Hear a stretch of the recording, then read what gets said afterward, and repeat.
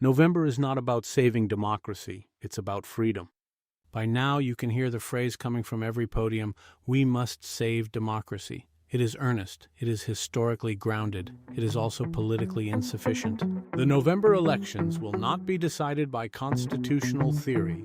They will be decided by something older, simpler, and more visceral: freedom. Democracy is a system, freedom is a birthright. The American experiment did not begin as a seminar on parliamentary procedure. It began as a rebellion against monarchy, against concentrated, inherited power. The architects of the Republic drew deeply from the Enlightenment, from thinkers like John Locke, who argued that liberty precedes government, and from Thomas Jefferson, who inscribed the radical idea that rights are inalienable.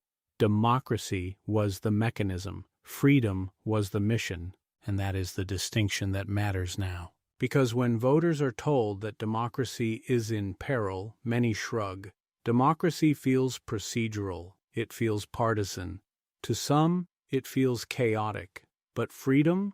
Freedom is intimate. Freedom is the right to think without permission, to dissent without punishment, to speak without fear of institutional reprisal. When reports surface of warehouse-scale detention facilities repurposed for ideological discipline, when bureaucratic language masks coercive structures, Americans do not instinctively ask whether parliamentary norms are intact. They ask whether their children will grow up free. That is the emotional terrain of November. There is a mistake in framing this election as a defense of a process rather than a defense of a principle. Democracy is a tool. Freedom is the oxygen. The former can be debated in town halls. The latter is felt in the chest. This is not semantic. It is strategic. Many Americans are ambivalent about democracy as an abstract ideal. Some associate it with gridlock. Others see it as manipulated by elites. The word has been worn down by overuse and partisan branding, but freedom remains sacred across ideological lines.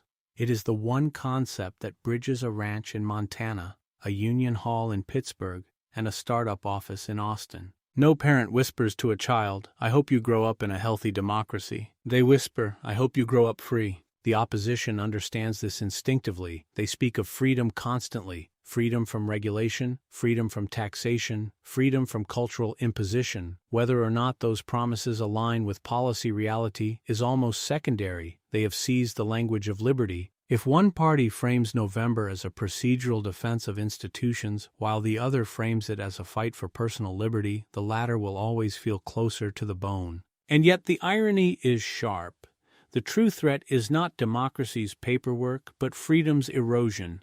When power centralizes, when dissent is chilled, when surveillance expands, when educational or detention facilities become instruments of ideological conformity, that is not merely a democratic crisis, it is a liberty crisis. The founders did not revolt against King George because they objected to inefficient governance. They revolted because authority without accountability suffocates freedom.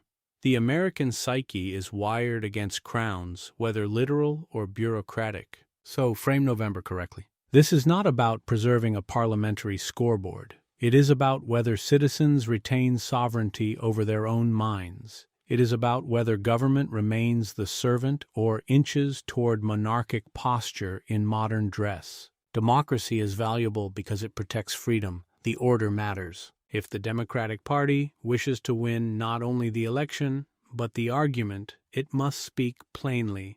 This is a contest over who controls your choices, your speech, your movement, your education, your body, your data. This is about whether warehouses become warehouses or instruments of coercion. This is about whether power remains distributed or quietly consolidates. Freedom is not a slogan, it is the American inheritance. In November, voters will not be casting ballots for a civics lesson. They will be deciding whether the arc of the Republic bends toward autonomy or toward authority. Call it what it is. This election is about freedom. Now that you know how the Democrats can win in November, please share this with your favorite Democratic congressperson, friend, or family member. You can email it to anyone who cares about freedom. Think about subscribing while freedom is still real in the minds of most. Thanks for reading, watching, and listening to Mind Chimes Magazine. I'm Carl. That's all for now.